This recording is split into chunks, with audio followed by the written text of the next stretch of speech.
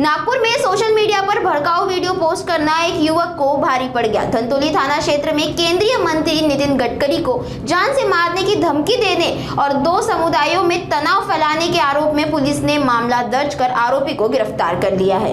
आरोप है कि युवक ने फेसबुक और इंस्टाग्राम पर वीडियो अपलोड कर न सिर्फ गडकरी और उनके परिवार के खिलाफ अभद्र टिप्पणी की, बल्कि समाज में तनाव फैलाने की कोशिश भी की। शिकायत मिलने के बाद पुलिस ने तुरंत कार्रवाई करते हुए आरोपी आयुष अग्रवाल को गिरफ्तार कर लिया। फिलहाल पुलिस मामले की गंभीरता से जांच कर रही है। अब देखना ये होगा कि सोशल मीडिया के जरिए माहौल बिगाड़ने की कोशिश करने वाले पर आगे क्या सख्त कदम उठाए जाते हैं।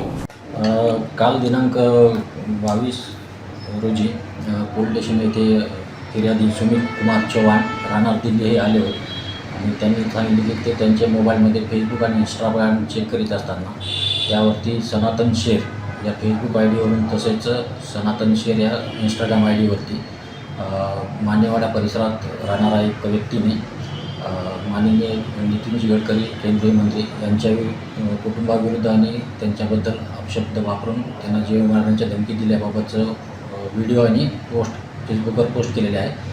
तसेच इंस्टाग्राम अकाउंटवर पण सदर आरोपीने दोन समाजामध्ये तेढ निर्माण होईल असे शत्रुत्व निर्माण होऊन वाद उद्भवण्याची शक्यता आहे असे व्हिडिओ बनवून तो पोस्ट केलेला आहे।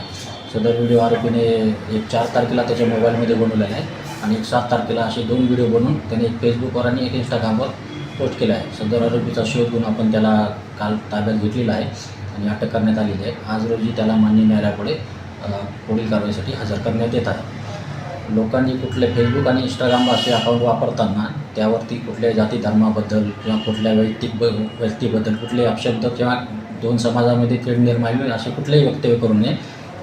त्यामुळे त्या वाद होण्याची शक्यता असतात आणि पुढील कारवाईसाठी त्यांना सामोरे जाण्याची शक्यता आहे। करिता सर्वांनी आपले फेसबुक आणि सोशल मीडिया अकाउंट जे वापरतात त्यांचे वापरताना योग्यतेने कारवाई वापरावी याची काळजी घ्यावी सगळ्यांनी।